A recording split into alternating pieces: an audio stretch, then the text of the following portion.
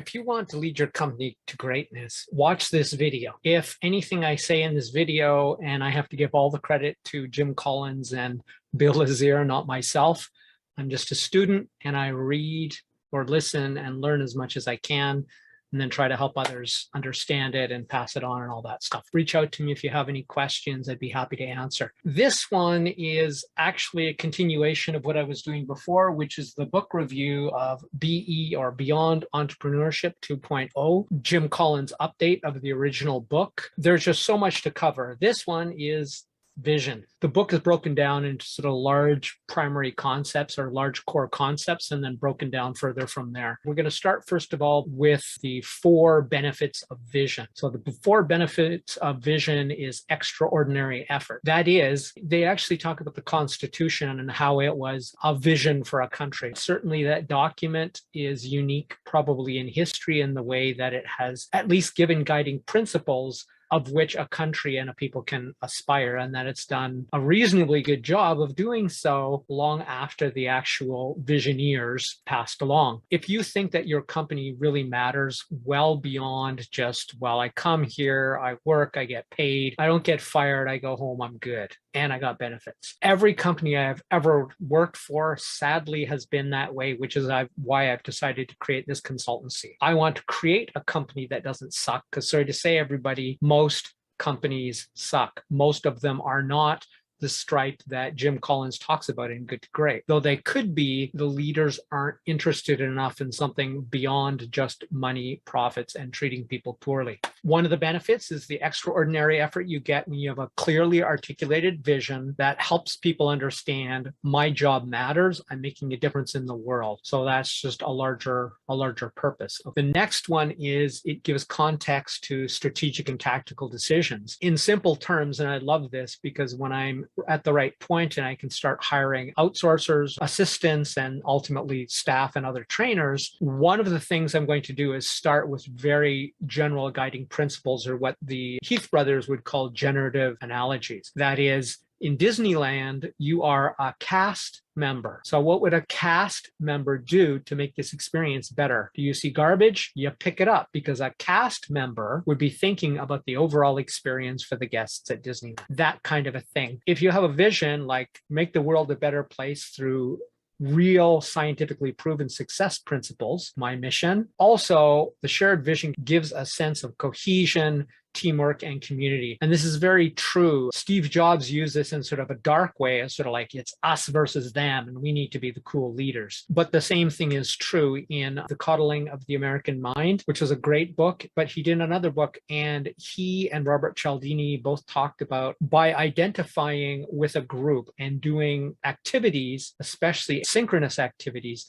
that it creates group cohesions, except this is company cohesion at the company level, saying we're all headed towards this. And then that loops back to the context for strategic and tactical decisions. It was like, is doing this going to lead us in the direction this company is meaning to go, that we as this community are trying to go? The other thing it does, and I've already touched upon this, is it allows the company to evolve past and beyond the lifetime and the supervision of the founders, which presumably is you if you're watching this, but it may not be. I'm directing most of my stuff at leaders and aspiring leaders, and even people who are just leading their own lives, but especially leaders of larger companies or aspiring to lead large, great companies. Jim Collins is a guy you should all read if you haven't. The other one, and particularly about purpose, would be from Drive from Daniel Pink. And he talks about how people are basically motivated in their jobs by 3 things, and none of them are money. You can't not make enough money to live, but money is not what motivates people to stay at a job and do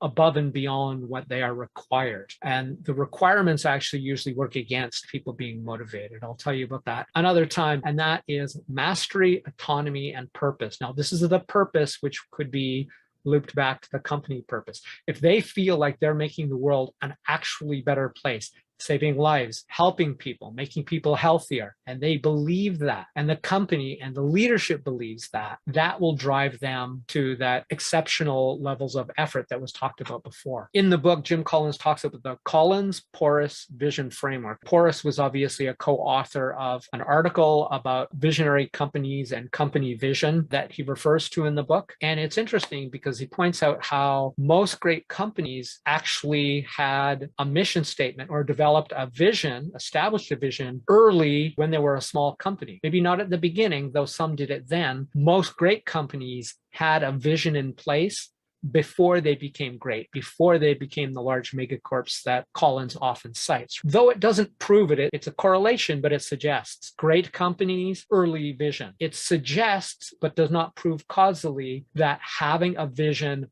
may cause and certainly will not harm your ability to make your company from a good company into a great company. Worst case scenario, you have a clear way of articulating what you do, what you as the leader care about, and what your mission is and how you hope to contribute to society beyond profits. That's the worst. The best is you show that it is in fact causally linked.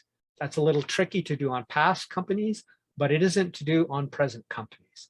We started it today, made matched pairs like Jim does, and then went forward. Mission included companies or companies with purpose and companies without that were comparable. We might be able to find more than just correlation, but evidence of causation. He talks about 3 parts. He talked about vision, 3 parts. You start with vision, that is, what is our purpose? Where are we trying to go? That's the North Star, or what I always call an ultimate destination. Then that becomes the strategy. And then the strategy leads to the tactics, which is the boots on the ground, immediately actionable solutions, as I call them, or specific concrete actions you can take to move towards that ultimate vision. Now, there's 3 parts within the vision, and that is core values and beliefs, mission, and purpose. And that's just about as far as we're able to go. So I'm going to continue from there tomorrow. And that's it. This has been Crush It Club 116 Vision, BE 2.0 Book Review, Part 1, Vision, a deep dive. My name is Tim B. Green. Bye for now.